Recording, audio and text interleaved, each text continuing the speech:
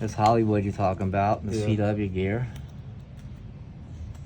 I raced against this guy some, Brad Birdwell. He was always way fast. Yeah.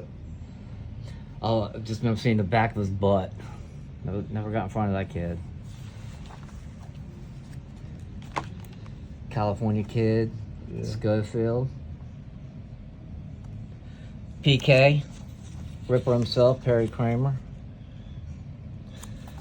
He's one of the nicest guys you'll ever meet if you ever get a chance to meet him. He's a solid dude.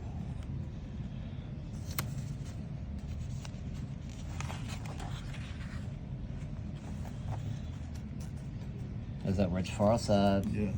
Rich. And Pistol Pete Linkarovich, first and second, 16X.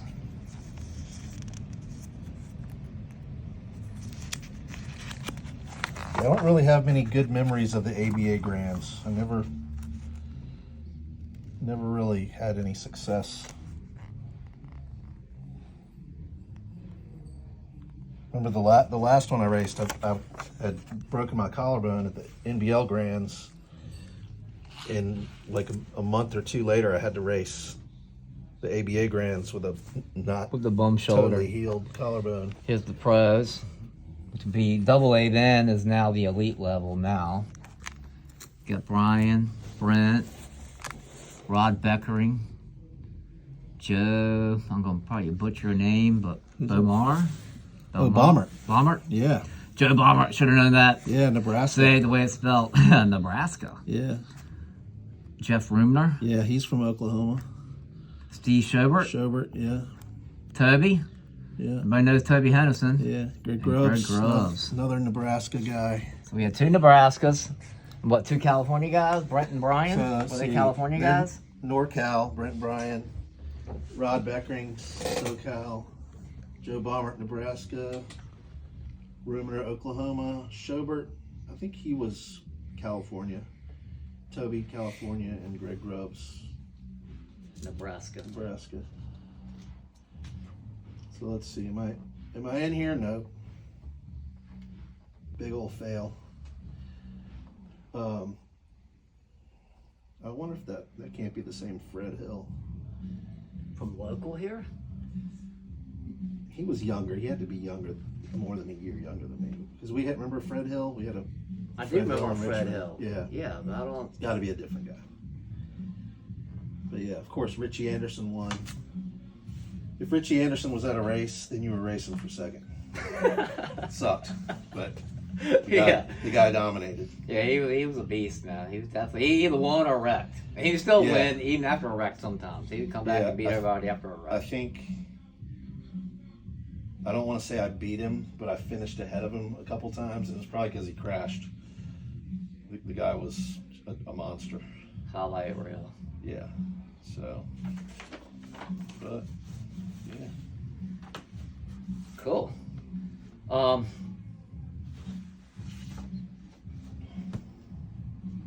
You got any questions, Rusty?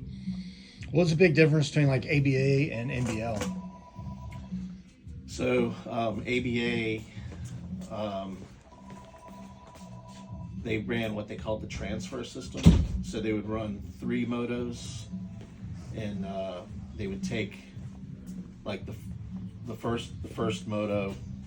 If you won, then you transferred to the next, either the main or the semifinal or whatever, and then you got to basically sit out until the semis started to run, and then they'd run the second heat, and they'd take another rider, and they'd transfer that person to the next heat, and then they'd run the third moto. Sometimes they'd take 2, just depending on how many riders were there. And NBL, you ran all 3 motos, and basically whoever had the lowest score would transfer to the next round. So we basically ride the ABA system now. Yeah. That's what we're in. The ABA system, and so you would race a lot more in NBL at each national. I liked both, but there was definitely like a strategy when you're running the ABA races, because you don't want to be sitting around all day. Like if you transfer out of the first moto, and then you got nothing to do, kind of takes the edge off, in my opinion. Yeah, but it does. Busybodies. yeah, You know, yeah. it's kind of how I am. And so, like, yeah, I would run 3 classes. I would run my expert, the open class, and then cruiser. Do they have an open class anymore? yeah, They yeah, do? they do. They do. And so Definitely opens. at NBL, I did not run open because it was just so much racing. But at ABA, I did run open. Right. And then they also changed the cruiser classification too. When they first started racing cruisers, it was like 14 and up. So, Wow. you know, you would run some guy like, Whoever. Let's like- go. I'm 14. like Joe Robbins or whatever. He was super fast. This is back when they were raced 26-inch cruisers. And so I'd be 14 years old, and Joe Robbins was like, 19, which it's not a huge age difference, but back then it was. So, Yeah. So everybody back then used to come to Richmond ride our doubles. What was the inspiration on the doubles out of the berm we had? I know you were behind that, putting those in there. So when Where'd that come from? I'll back up a little. So when I first started racing, we had to travel. We had to go to Fairfax to race, or Hampton, and we were driving like every weekend at least an hour. It's like sometimes we drive to Maryland or New Jersey for just a regular like local race.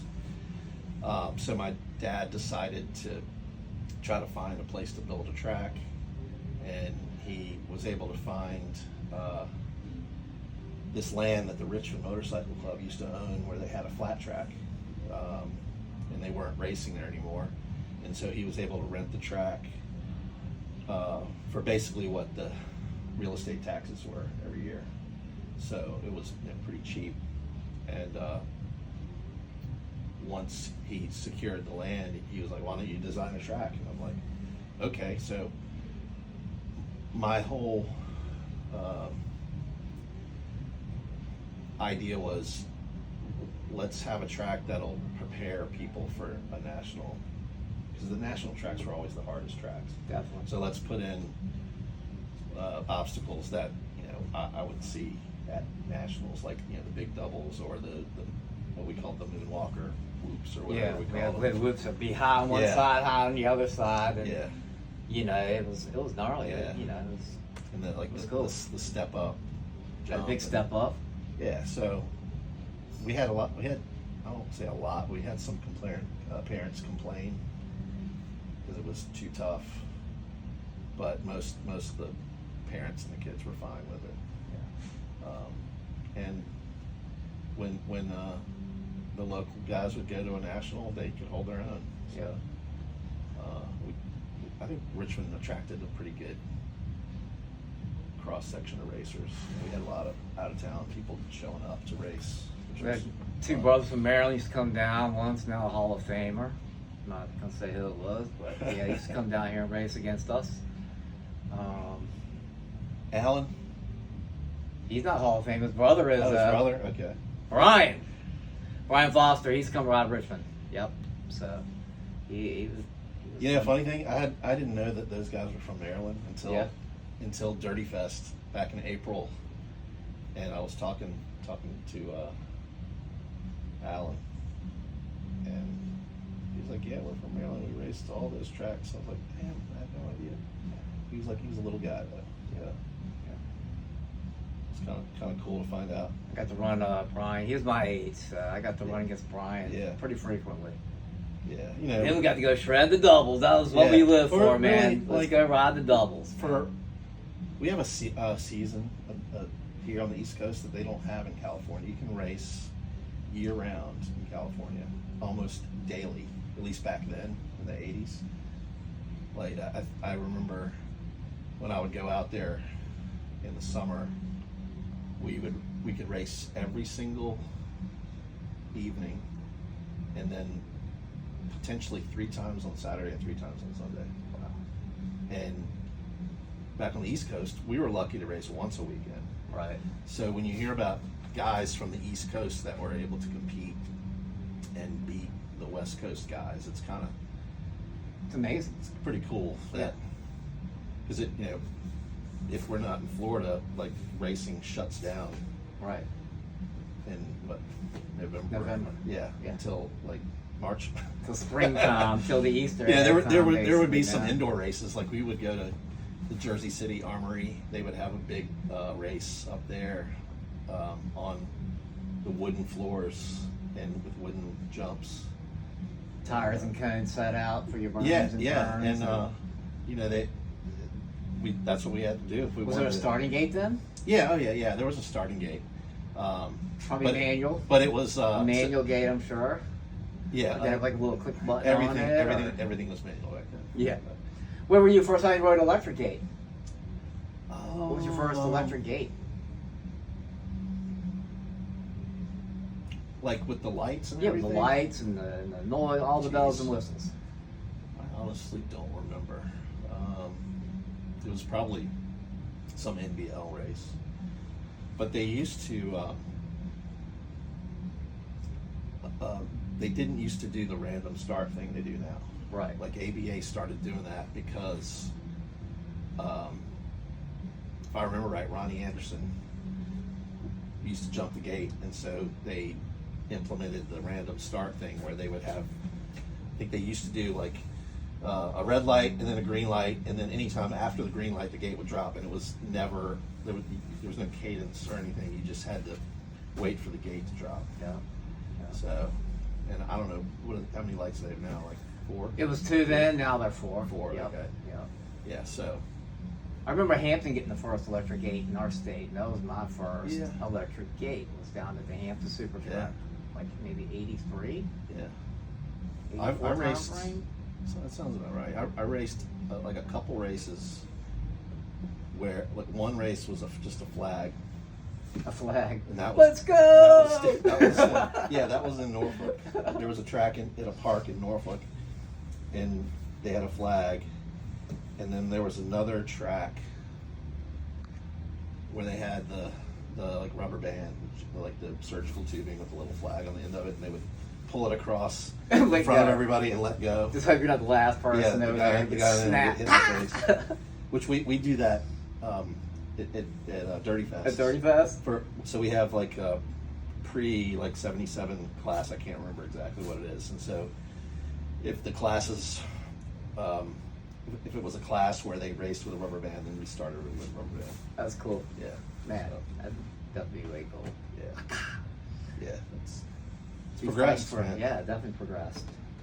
What else, Justin? I don't know. You asked me. Let's see here. What was your favorite bike? Well, And Not- not necessarily your favorite bike, but what bike made the most memories? Let's say besides the CW. okay. Well, so my first like real non-Schwinn BMX bike, because you know everybody had like a mag scrambler. Yeah. You know, I had like a Huffy, and then a mag scrambler, and then the first like real BMX bike after that was a Redline MX2.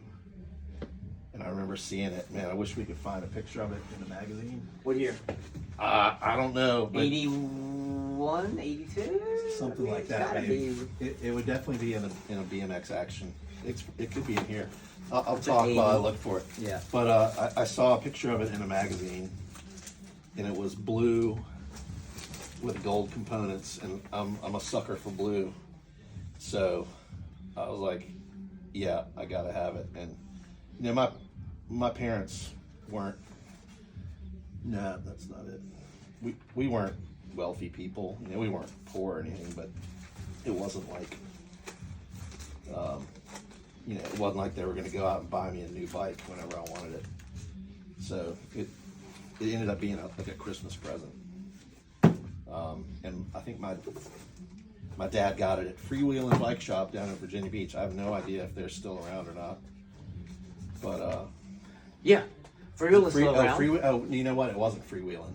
Let me back up. It was another bike shop, because we went to Freewheeling and they didn't sell Redlines. They sold Schwinn's. And so we went to this other bike shop and it was sitting in the window, and I was like, you know, I was like, I want that bike. Freewheeling's now run by Balls, Eric Lee. He's one of our buddies. Okay. Still rips a Yeah. bike, monster on a BMX Yeah, bike. I can't remember the name of the other bike shop, but I remember freewheeling because we would, whenever we'd go visit my grandmother who lived down there, we would always have to go to the bike shop so I could see the latest, greatest BMX. Definitely one of the. But so anyway, that red line, that's the bike I won my first national on, in Griffin, Georgia, and then after that I got a Schwinn Sting, and that was a beautiful bike, but I could not ride it. It was just terrible. Like for me, you know, plenty of people could ride those bikes. I just couldn't. So I got back on my red line, and then MCS used to have this. It was like a, it was like you called it co-sponsor or a co-factory ride. Basically, you would buy the uniform at a discount in the frame and all that shit, and you'd be the co-factory team. Yeah. And so that's what I did for a while. I rode in MCS, and like one of their factory guys was Mark Lopez from New Jersey, and we would always like dice it up whenever we would race each other. And so it was fun for me to be able to hang with and beat their factory guy that was my age. So, Right. Yeah. Absolutely. and then we ended up being pretty good friends. We still talk to each other to this day. So when Mark Lopez. Mark Lopez, Shout out to Mark Lopez. yeah, New Jersey, Jersey boy, like that. That's where the competition was. Like when we would, race all the local stuff here. Local meaning like Virginia, we would go to Hampton, and they had some great riders down there.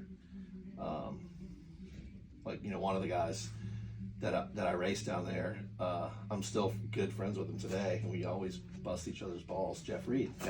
Yeah. So we saw each other a couple weekends ago, which was nice. I talked to him today on the phone. Cool. About car stuff because I'm a car guy. But we would go to New Jersey because that's where some great That's where the competition was. Yeah. So absolutely. and the only way to get better is to go where there's fast. Got to go fast where the racers. heat is, man. So Yeah. that's what we would do. And Mark Lopez, Jarrett Justice, Franco Perino, this guy named Mikey Mays. I forgot Jarrett was from Jersey. Yeah. Yeah, he was. Yeah, one of my teammates on Teammates, CW. right? Yeah. Yeah, when I got hurt, that was pretty much. I broke my collarbone at the NBL Grands one year, and clearly, after getting hurt and not being able to come back from the injury quickly, Jarrett was their guy after that. Like I would say before then, we were both equally supported, but then after I got hurt, it was all Jarrett, which that's life. That's what happens. Right. You don't stay on a team if you're not producing results. That's it. And so I ended up, I tried to race, I kept racing for a while. I raced the ABA Grands with a partially healed collarbone. And then after that, I kind of lost interest. And then I quit CW, and then I raced a little bit for this guy, Billy Feemster. Do you remember Billy Feemster? Of course, I know Billy. Yeah. Billy. So he had a, do you remember the team he had? I did. Timmy was on that team in the end. What was it? Peregrine or? No. It was, they had the red and white and yellow uniforms. Oh, Remember? I did. What was the name of them guys? Yeah, but I raced for him for a while and went to a few nationals, and just it wasn't. I didn't have what it took anymore. I just lost my competitive edge. Just didn't really care much for it anymore. Happens. Yeah, and then then I went to college. Bada boom, bada bing. It was. Here we are. It was all in the rearview mirror after that. Here we are, flipping magazines. But I still love reminiscing and going to these vintage BMX events is awesome. I have no desire to relive my glory days. Right. Back out on a bike, like some guys, they love getting back out there on the bike. I don't know, maybe one day I'll do it, but Right. I don't want to get hurt. Another question. I see you got a Dirty Knobs hat on. Yeah. What is that about? Who are they? What's up? What's up, with Dirty Knobs? Dirty Knobs. They're three of my buddies that I've known one of them for 40 years. Mike Miranda. Everybody knows Mike Miranda. Yeah, and come down for our daggone awards banquet one year, the race I think banquet. we did, Yeah, yeah. definitely did. So the Dirty Knobs are Mike Miranda, James Vicente, and Eric Carter, and they do a podcast where they have guests from the old school BMX era, and they interview these guys and basically have a great time and just tell stories that don't.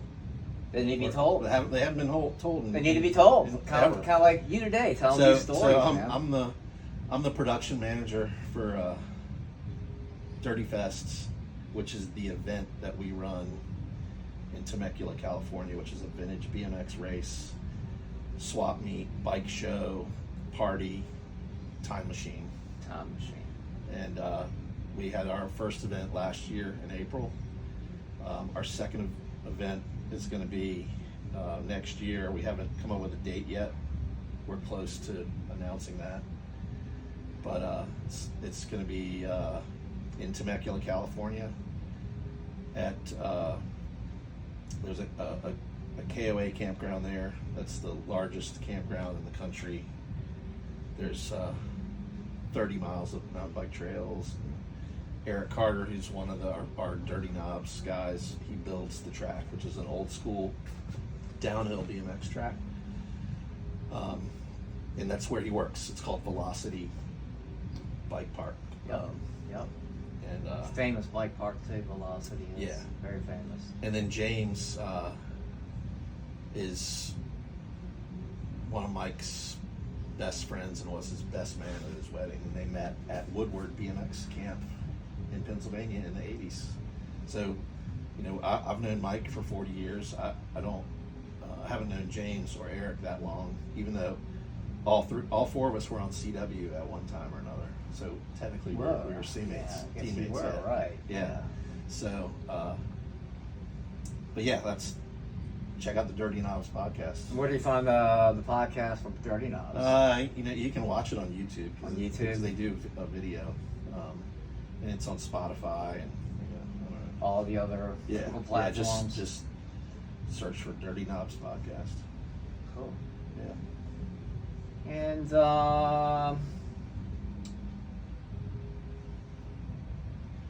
what's your favorite food? Favorite food? All of it. Can you tell? Oh, get out of here! Get out of here! I'm a fan of sushi and burritos. Sushi and burrito guy. Yeah. It just depends on where I am.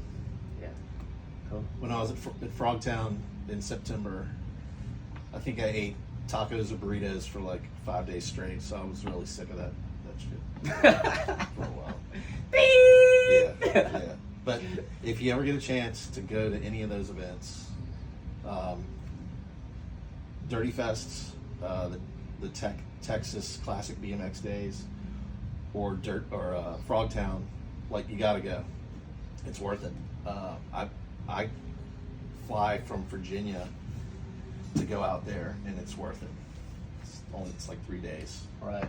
and it's total immersion in old school BMX. It's like the best high school reunion you could ever have. I bet.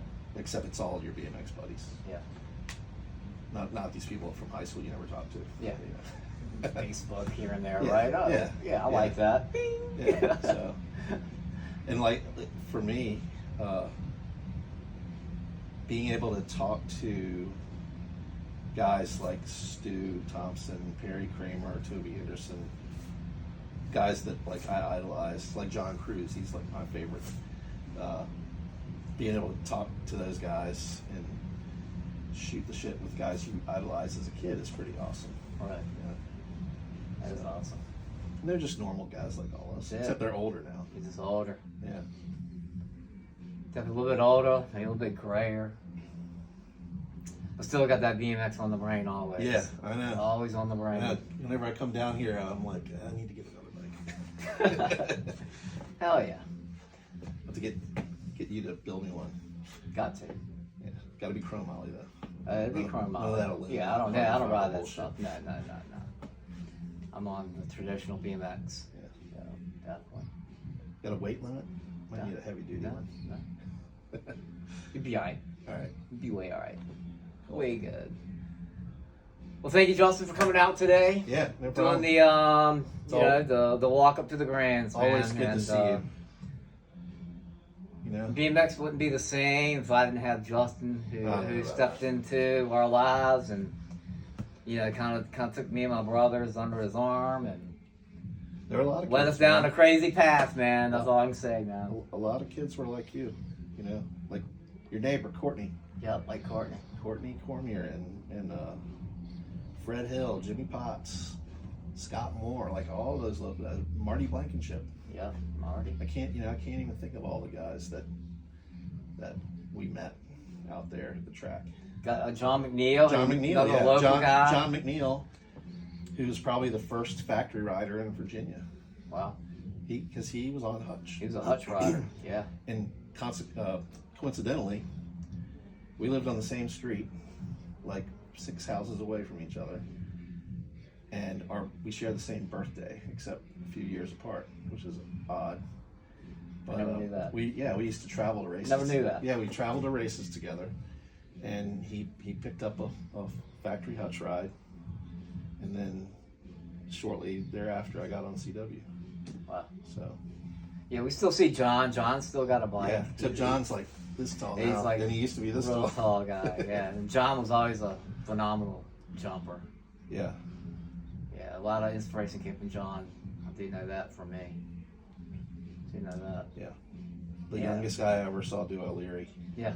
Which we call it the turn down now. It's Turn the down, turn yeah, down okay, these I'm days. old. But yeah, Just age back myself. then it was the Larry. Yeah. Yeah, he definitely had a pretty quick Larry. Yeah. He had the quick Larry. He's badass. Yeah, way badass. I could never jump like him. So I still can't jump like him. yeah. Not many people can. He was definitely unique on the bike, man. Well, cool. Just like you were. Crazy, unique, fast guy. I was fast enough. Yeah. Yeah. Sweet. Well, thank you again. Yeah, no problem. Yeah, thank you, Justin. Good seeing you, buddy. Yeah. Thank you, man. As always. That's fun. We'll see how Chad makes this into something Yeah. crazy. Yeah. Oh, we're trying to do. Not even crazy. Just having fun with BMX. Yep. Fun with Cool. BMX. Thank you, Rusty. Let's do all that. Yeah. So, NBL Grands, St. Louis. I was at this race. I think this was.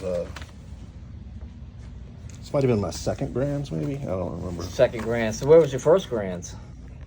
I think my first Grands was 1980 or 81, maybe. At it was in Oklahoma City. No, it wasn't in Tulsa yet. Gotcha. What was your first national? My first national, I think, might have been Georgia, Georgia. like Griffin, Georgia, maybe. Okay. Well, I don't know if that was the first one. I know the first national I won was in Griffin, Georgia. That was an NBL race. That was NBL. So what year was this, you said? 80, 81? This is 80, maybe? 80? Yeah, 1980. So I was privateer. So you're like, what, 12 years old then? 11, 12? Maybe 13. 13? Maybe it was 81. Bad with timelines. Aren't we dude. all? Timelines. I'm no good with timelines. Yeah, exactly, man. Let's see. Actually, here you go. This was my big race. This is Maryland ABA National. My Babe Ruth moment. I remember before the race, I walked around to all the factory teams that were there, And you know, of course, every kid wants a sponsor. I didn't have a sponsor, so I asked them if they wanted to sponsor a 13-year-old. Of course, all of them said no, except Roger at CW was there, and he said, if you triple, you're on the team. So what did I do? I tripled. I won. He was on, yeah. I won my class, open, and trophy dash. So Trophy Dash, was that like a combined age group? How'd that work?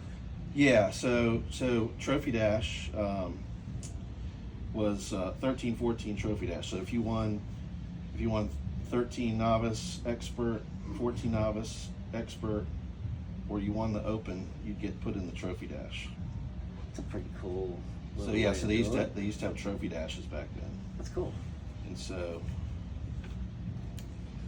yeah, it was pretty cool. I couldn't believe it. I was so excited. I bet. So CW sent you all the gear, Yeah, and so- bikes, and So how'd that happen?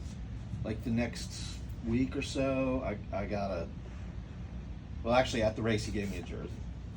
I think At it the was- race. I think it was somebody else's jersey that he gave me. So then the next week I got a frame and a fork, and I took all the crap off of my other bike. I think I was on an NCS. Took all the parts off that, put it on the CW, and then the next big race after that was, I think, Braddock, New Jersey, for the ABA National. And I don't remember. I don't think it was a stellar weekend for me. Hey, So, yeah. but yeah, that was the beginning of it. So 80. It's 82 there for that 82. Maryland Yeah, race. 82. Oh, I got on there at 81. Well, whatever. It doesn't really matter. Yeah. So yeah. So then I started going all over the country, racing all kinds of nationals. And in the summer, school would get out, and I would fly to California and stay with Roger Worsham, the owner of CW. I'd stay at his house, or I'd stay with Billy Griggs, because Billy Griggs was on the team back then. And we would hang out racing in Southern California for a couple weeks before we would head out on the summer tour. And we would basically crisscross the country in the team van. How did Roger get into BMX? What were his ties to it? Roger had a bike shop called Coast Wheels, and he saw the popularity of BMX grow, so he capitalized on that. He always did that kind of thing. He was very smart. Entrepreneur, always looking for the businessman. next big adventure. Yeah. Yeah. So he first he had some frames made that were branded Coast Wheels, and then he started sponsoring riders, and it just kind of exploded after that. Yeah. So, and then he decided that manufacturing would be better for him, because paying somebody else to make your frames, you're not really making any money doing Right. that. So he started manufacturing the frames, forks, handlebars. So they were manufactured in California? Mhm, yeah. Yeah. Yeah, so the first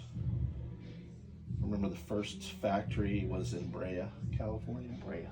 Not sure where that is, but Yeah, it's hey, Brea. Woo! It's in Southern California. And Roger lived in Riverside, I think. So he commuted from Riverside, or was he in Corona?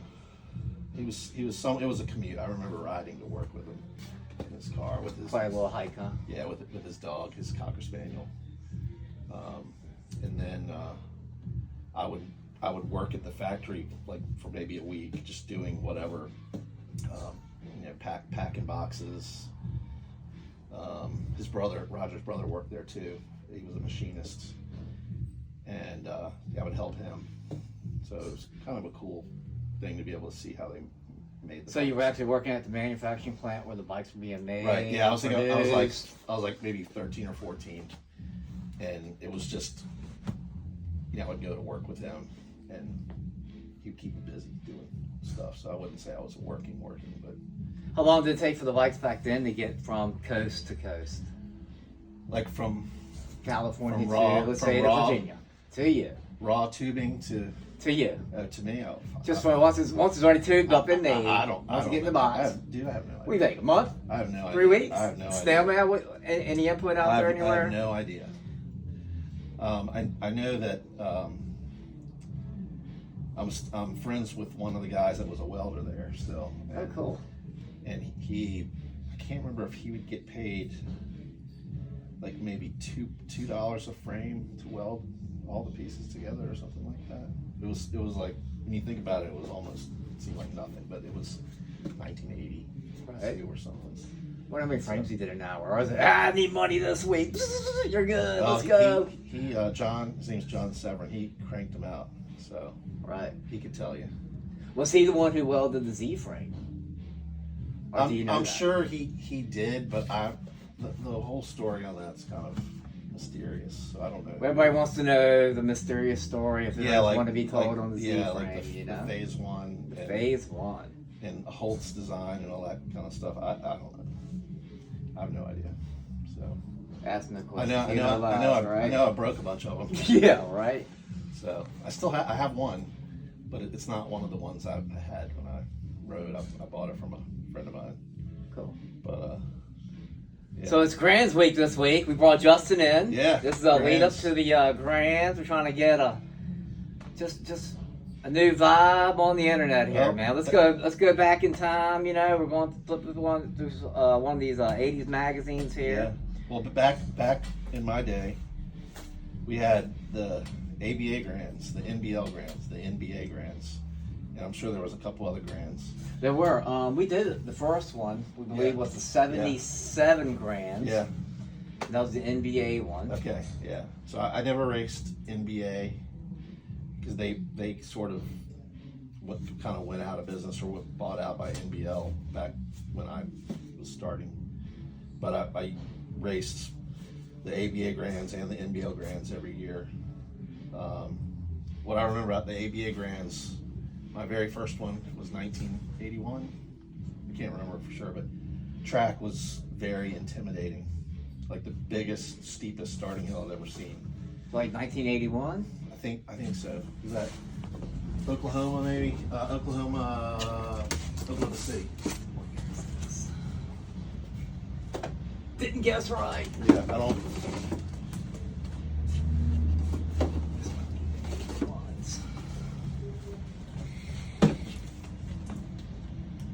No, that's. Yeah, this is a great one. This man, There you go. Sal Zuner, East Coast legend. Their whole family Take it out. was they were from Vineland, New Jersey. They ran the Vineland BMX track. Sal was an amazing pro that could hang with all the pros from the West Coast. Is Sal still with us? No, Sal passed away. Terry was his brother. He was really good, and Jenny Zuner, she was a female racer that was really, really good too. What was the class called back then for the females? Powder Puff. The Powder Puffs. Mhm. How about that? Yeah. For the internet people who didn't know that. Yeah. Powder Puffs! That's But yeah, pretty so neat, man. so his family owned Peddlers East Bike Shop, and they ran the track in Vineland, which was also Rich Farside's home track. So if you're into vintage, We all old know school Rich BMX, Farside. everybody Yeah, knows that's Rich one of the big Farside. names out there. he's for he's sure. a guy that should be in the Hall of Fame because he's a badass. Yeah, he definitely badass. And the Zuners, their whole family should be in the Hall of Fame because they really did wonders for BMX on the East Coast. Their mom made the best meatballs too. I remember going up there and her mom, Jenny's mom, made a bunch of meatballs for meatball subs, so we would eat them. You know, It's all about the meatball Well, it sub, was like the a- Jersey meatball sub. It was like a big yeah. family. It's still the same way. That's cool. Yeah, it was the same back then. So how about Vans? When did you find Vans? I found Vans. Well, I guess I was in middle school, and of course everybody teased me for wearing Vans. They're like, "What are you wearing? Those are stupid looking shoes." 'Cause I wasn't wearing Nikes, Right. and so every BMX kid or skateboarder kid had Vans back then. So who would have thought that they'd be so popular now? Right. Yeah, everybody's got Vans. Yeah, and then once I got on CW, I got tons of free Vans all the time. So they were always red, yellow, and black. Always, So, yeah. There's actually some pictures of the red, yellow, and black Yeah. ones I have in the album Yeah. over there. I could even show you. Got as many pairs as I wanted, but they were always red, yellow, black. I'm going to go to Kid Power to get them, or Yeah. through the big catalog. Vans used to have a big catalog. Yeah. I mean, well, you flip through that catalog. We Yeah. want these, Mom, and Yeah. you know, it was So pretty neat. So what are these? We got going on here? Let's see, 79. That's 88 grands, 83, which might even be the 82 grands, depending on Let's see. because it's in March. Grands would have been in the. Yes. Maybe it took that long to get published. Yeah. Yeah, now stuff gets published almost immediately. Nobody looks at magazines anymore. Let's see. Oklahoma Weekend. Dude, I didn't bring my reading glasses. Can't see. Oklahoma Weekend. Yeah. Oh, look at that. Franco Perino. I used to race against that guy. And a thruster ad on the back. It's on the thruster. It's probably a bike that was actually made by Profile. We got the loop tail. Whether you guys knew that or not, Profile made a lot of the thruster bikes. Yeah, they did, but Speed Unlimited Speed Unlimited was at that time. Yeah, yeah. So Speed Oh, I see Unlimited that down made there. a lot of the frames because they built drag racing chassis back then. Small world, huh? Yeah. It's like a lot of the guys came from the drag racing Yeah. world. So here you go. Here's Oklahoma City. Yeah. Come bring the camera. Take a look at Yeah. this. Okay. So this Here we was go. 82. Oklahoma City. This is before they moved it to Tulsa.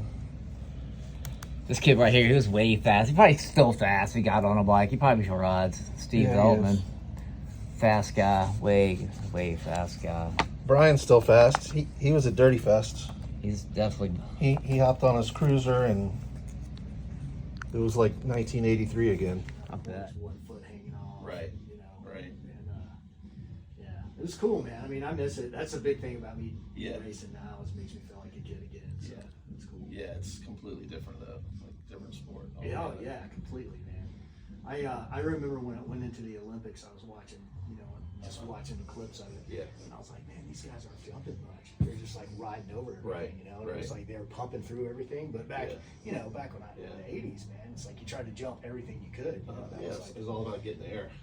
yeah, man. So that's cool, man. I'm glad this sport's still around. It's Yeah. cool to kind of come back into it after 40 years. Yeah, it's fun. I go to Frogtown in California, which is a vintage BMX race on the original track from the 70s. Oh, really? Which is cool. And then we run another event called Dirty Fest. Yeah, in yeah. Southern Chad's told me California. about Yeah, that, so I'm one of the 4 guys that run Dirty Fest. The other guys, Mike Miranda and James Vicente and Eric Carter. Okay. So the 4 of us put on that event. Well, Mike It's Miranda immaculate. is from out in California, right? Right, Yeah, he that was lives in it. Arizona now, but Okay. he's from Riverside. I remember So, his name. Yeah. so we kind of try to create a time machine, basically. Yeah, So we have this old school downhill track. I definitely want to check that out, man. I Yeah. definitely like to see it. Yeah, Yeah. this season it was my first season racing back, Right. and then I got hurt, and so now I'm getting ready for that season. See, everybody tries to relive the glory days. They Yeah. get all jacked up. Yeah, man. I mean, it's I went from mountain biking to racing. Yeah. The community's good, man. All the guys around here are just Right. awesome. Everybody's fun. Spent the freaking Yeah, season I chasing know. Danny. I remember when Danny was a little kid. He and his brother. And we went over to his house. I think when your folks tracked me down or something. Yeah, found your picture in the paper. Yeah, and so. And snail mailed your dad. You know, had to write the editor Yeah. of the paper, Richmond Times Yeah, Dispatch, so and we showed up at his house, and they wanted to race. And next thing you know, they're out there on the track with their. like 3 weeks later, we're in our CW gear. Woo! Felt like $1 million in it, man. It was freaking crazy. Pro Tech helmet with no visor? We did Protect Yeah. No Visor. Yeah, it was I remember freaking. that. It was And crazy. remember the ones that the mouth guards that you snapped on the Uh-huh, helmet, yeah, you know? yeah. They're just basically like Yeah. rock guards. Yeah. It's good stuff, man. Yeah. It was nice to meet you, man. Yeah, It was nice good- meeting you nice too. to meet the Godfather. I don't know about that. I was just like everybody else. I was OG Justin. You. Yeah, sometimes life's about being in the right place at the right time, man. Hell yeah. very fortunate that my dad was willing to haul my ass around everywhere. Yeah. That's a good thing about it too, man. I see a lot of dads out there with their kids, and then the dad's like, "Well, I'll just race," Yeah. and then they're out in the I'm here anyway, right? Yep. It's Yeah, good so- stuff, man. Cool.